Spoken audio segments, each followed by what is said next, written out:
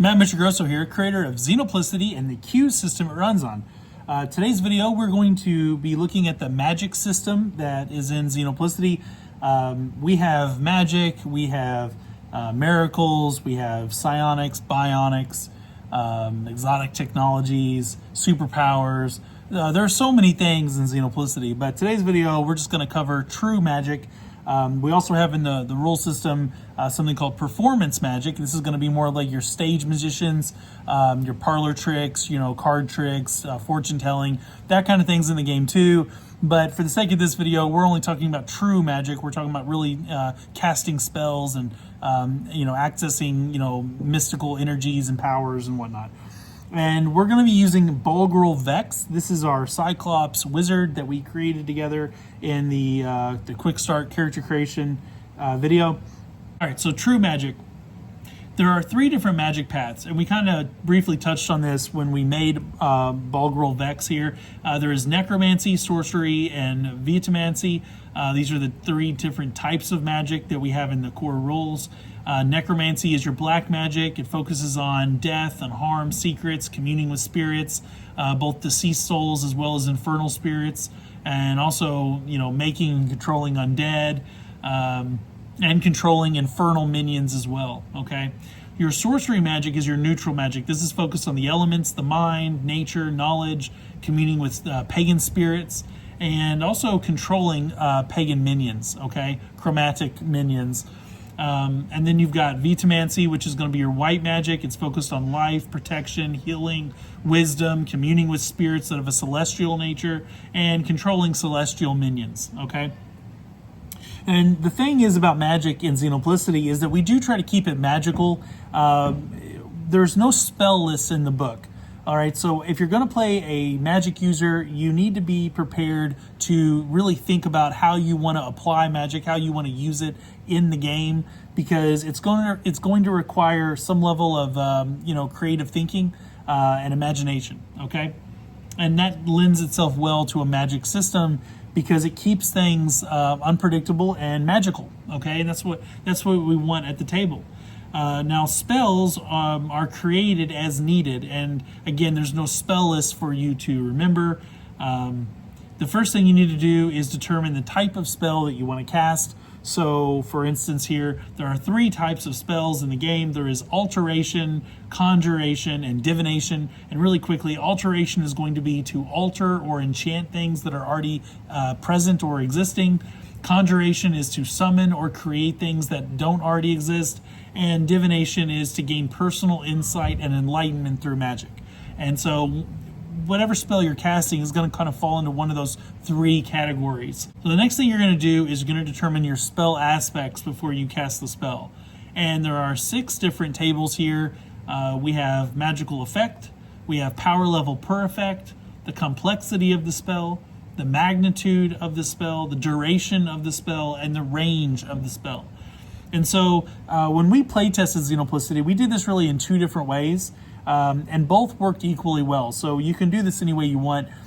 In some groups, we would just have the player playing the magic user tell the director what it is they want to do with magic, and then the director would consult the tables, can calculate the casting cost based on that. In other groups, we let the player controlling the magic user actually have access to the tables, and they figured it out themselves. Both methods worked equally well, so you can do whatever works best for you. It doesn't really matter for the sake of the game. It's whatever feels best for you and your table.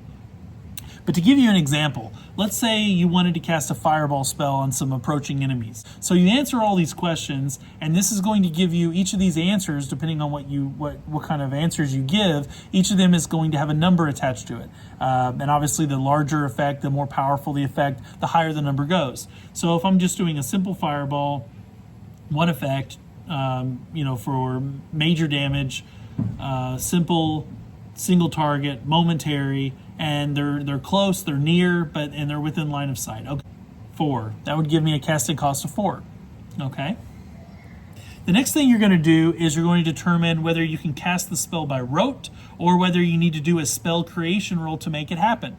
Now your rote roll, it is a luck roll, so we're going to roll a d10 for that, okay? 6 or higher is what I need to succeed, and depending on my magical level of training, that's going to give me a plus or negative modifier on this roll. If I was like a first-year apprentice, then I would have a heavy negative penalty on this. But me, as a graduate, I'm no longer in training for magic. I get a +3 on this. So I'm going to roll this here. You know what? There's some bad guys approaching me. I want to throw a fireball at them. Do I have a fireball spell that's still fresh on my mind? Let's find out. All right, 6 + 3 is a 9. That's more than enough for a success. So yeah, sure, I remember a fireball spell. So I can cast this fireball spell, and I don't even need to make a spell creation roll to do it. I just know the spell. It's something that's fresh on my mind. I can cast it at the enemies, and there's no chance of spell failure because it's something I already am aware of based on my rote roll, okay? And if you succeed at a rote roll, then you can cast that specific spell for the remainder of the scene or encounter without further rolls, okay? And you would do this for any spell that you would cast from turn to turn, right? If next turn I wanted to cast a sleep spell, okay, well, do I remember a sleep spell? And then I could roll that roll, and boom, yeah, I sure do. And so then I could cast the sleep spell, and I don't have to roll for spell failure, okay?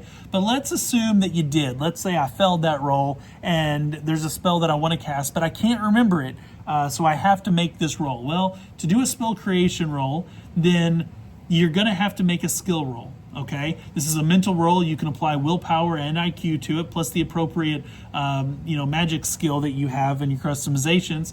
So let's go ahead and do this. If I'm casting a fireball, modifiers here, 6 from being a sorcerer. Mental is 1, so that's 7. IQ gives me 2 more, so that's 9. Now look here.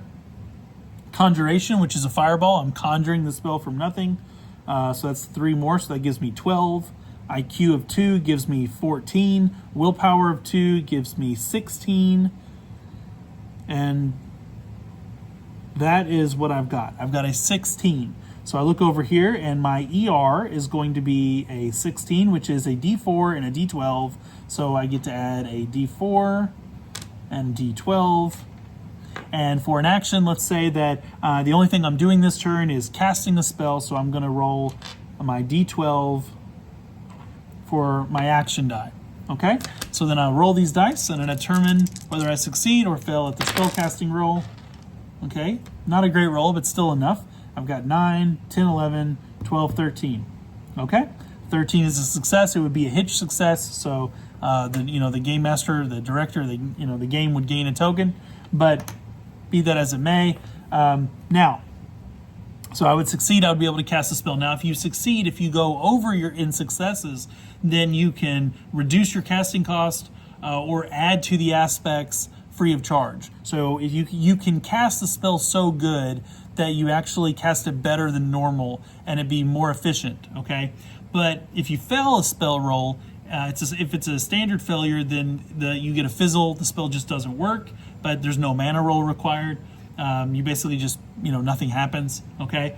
But if you fumble a spell, then it does work and you still have to make a mana roll, but the aspects are all changed and they're all going to be different. And the director can either pick the new aspects or you can roll for them for what the new aspects are going to be. And so you might cast this spell way more powerful than what you intended to do, or maybe not nearly powerful enough. And so this can really, it can really mess with you. Now, if you botch a spell creation roll, this is worst case scenario. The spell gets cast in a horribly, terribly wrong or tragic way. Okay? Now, the director decides exactly what that is, but there's an option to roll for it. And we give you several options here on a table. And these things range from anything from the caster just instantly dying to suffering a gross physical mutation to rapid aging, where they age against their will super fast. Maybe the caster is banished to another dimension. Maybe they attract supernatural forces. So like maybe an angel shows up that angered by the use of magic. Maybe it attracts a member of the Fae. Maybe a demon breaks out from hell, from odium, and so you get a demon breaking into the world, or infernal forces, kind of ripping open the veil between the dimensions. Okay, lots of things can happen if you botch it. And so you don't know, you don't know what's going to happen every time you make this roll. So it is risky to cast magic, but we did cast it. Okay, so the next part is your mana roll, okay? And your mana roll is going to be made anytime you cast a spell by either rote or a skill roll, doesn't matter. Your mana roll is going to determine if you suffer mana burn. And mana burn is the drain that spellcasting takes on the body of a spellcaster, okay? And so for this spell, we said we had a casting cost of 4, and my magic staff has a mana bonus of 3. But I have a potency of 2. Now, because it's a magic item, magic items have a use die and a recharge die. So let's go ahead and roll for my magic staff. So I roll a d8 because it is a rare magical item. So this is how many uses I get to use it before it has to spend time recharging before I can use those uses again. Okay, so it's going to have 4 uses. So I'm going to make note of that. I've got 4 uses. Okay, and then my recharge time is also a d8. And this is how many hours will have to go by once I use it those 4 times before I can use it anymore. 1 hour. That's great. Okay, so I've got 4 uses, and when this 4 is reduced to 0, after I've used my magical staff, the potency effect 4 times, then I have to let the staff recharge for an hour of time in the game before I can roll this die again to determine how many more uses I get before I have to recharge it for another roll of d8 hours. Okay, so the more potent your magical item is, the more useful it's going to be in the game. But they're all useful. They're all pretty cool.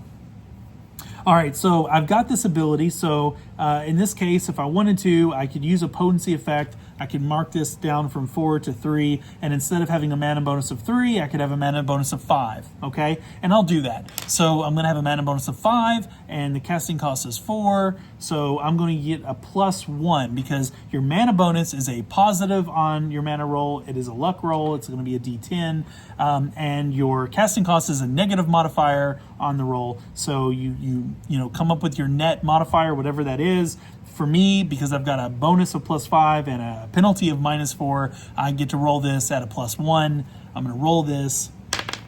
Okay, 6 + 1 is 7. That is a success. Okay, luck rolls, you need 6 or higher. And so I succeed at my mana roll. If you succeed at the mana roll, then you take no mana burn.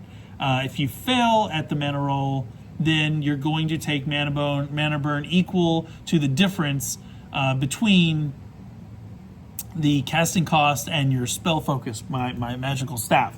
With this would be a 1, so I would just take 1 point. If it's 1 or less, you just take 1 point of mana burn. But in this case, I don't take any mana burn, so I can cast the fireball and it doesn't drain me at all. But let's say it did. Let's say I failed this roll, and so I am going to suffer some mana burn. Well, my casting cost was 4, and my mana burn is 5, so it's going to have a difference of 1 or less. In this case, it'd be technically 0, right? So it's still going to be a mana burn minimum of 1 that you would take from any failed mana roll. And so what mana burn does is the points first come off fatigue, and then they come off tired, and they can also come off of damage points as well. So if I'm taking 1 point of mana burn and I failed that roll, then I would mark off a fatigue box, and that would be the cost of casting the spell, is I would suffer a little fatigue, okay? But I didn't, I'm okay. Which means I can cast the fireball on my opponents, I can deal some good damage to them, and it doesn't wear me out any to do so.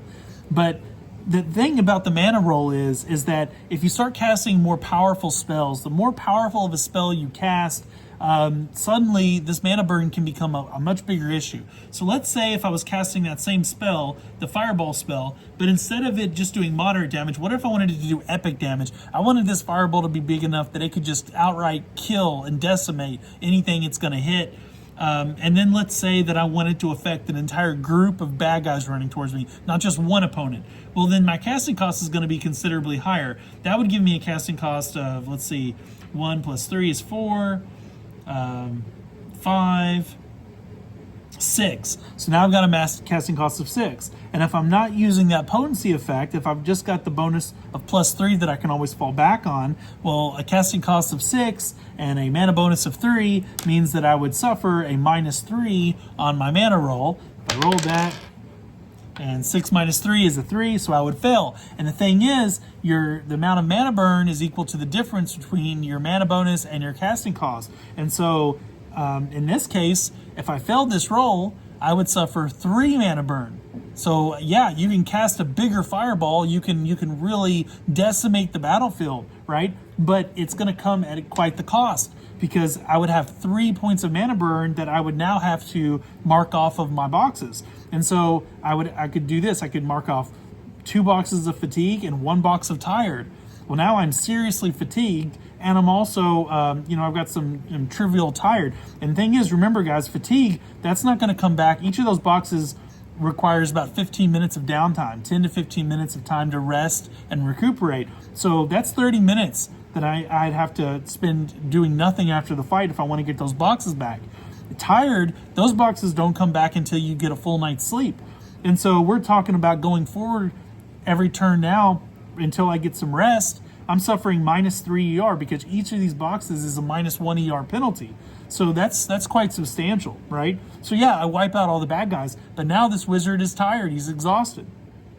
Another thing is instead of it coming off of condition points, you can also take it off of damage. And you might say, well, Matt, why would I want to deal damage to myself as opposed to these conditions? And here's why. Damage, especially if it's just a point of damage, bruises don't have a penalty in and of themselves. Now, for every 3 boxes you check off, you do suffer a pain condition, right? But that's a lot easier to manage than some of these conditions might be if you don't have the ability to rest, right? So maybe instead of being tired, maybe I want to take some random damage. I want to take a random point of damage. And so I could roll my hit location here, 2, my right leg, so I would mark off right leg as a bruise, and that can be narrated as the magical energies ravaging the body and leaving some blisters or burn marks on my leg after I cast a fireball spell. Okay, so magic can really wear you out, and it could even hurt or even kill you if you're not careful. But the opportunities are limitless. You can do any type of spell you want to. You're not limited to a list of pre-packaged spells that a developer or a game designer thought were good for the game, okay? And so in this way, Magic is very fluid. It's very creative. You can cast spells as you need them in the game, and it really makes the game fun and exciting. If you're playing a Magic user, you're going to have the time of your life. I've seen people at tables cast spells to do crazy, wacky, fun things that you never would have thought to do. And when you have a system that allows players the opportunity to actually think and be creative in how they problem solve, this really opens up Magic to be so much more than what most games ever give it credit for and allow it to be. Okay? Another point to make about Magic is that you don't have to use your talisman for your mana bonus. There are other ways to cast spells. Okay, so there are different types of spell focuses. Talismans are one of them, and a Magic user typically has access to a talisman, but there's also blood spilling, there is brewing, and there are rituals. Blood spilling is the idea that the blood has magical power. Immortal blood is very potent. Long-lived blood is also potent. So is the blood of virgins or children. So you could, if for some reason, if your talisman was broken or lost to you, you could cut yourself. You could willingly take a wound to pour out some blood and use that to cast spells, and it gives you a bonus. You can also do sacrifices of people you've captured or animals, and this is often used in conjunction with ritual magic to get a bigger bonus on spellcasting. Okay, so you can use blood spilling. Now, ritual magic is pretty cool because this allows you to cast a spell over a period of an hour, and for every additional Magic user that joins in on the ritual, you get a bonus to your mana. You can also add blood sacrifices to it, as we just talked about, and so you get a group of Magic users together, all casting and chanting together. They're drawing glyphs on the ground and chalk or paint or even blood. They're sacrificing animals or maybe even some virgins or children if you want to go really kind of wicked on this. And they do this to kind of boost their power, their ability to cast bigger, more powerful spells, okay? And so the game has rules for that. There's also the idea of brewing magic, and brewing magic is also pretty cool. This is your classic idea of cooking special ingredients in a cauldron, things like Eye of Newt and Bird's Feather, bones, blood, you know, things like that, cobwebs. Each hour of brewing gives you a magic bonus. You can also add special or magical ingredients to it to give you bigger bonuses, like things like vampire blood or shavings of a unicorn's horn or hair of a princess. So, you know, things like that are going to give you a bigger boost on this.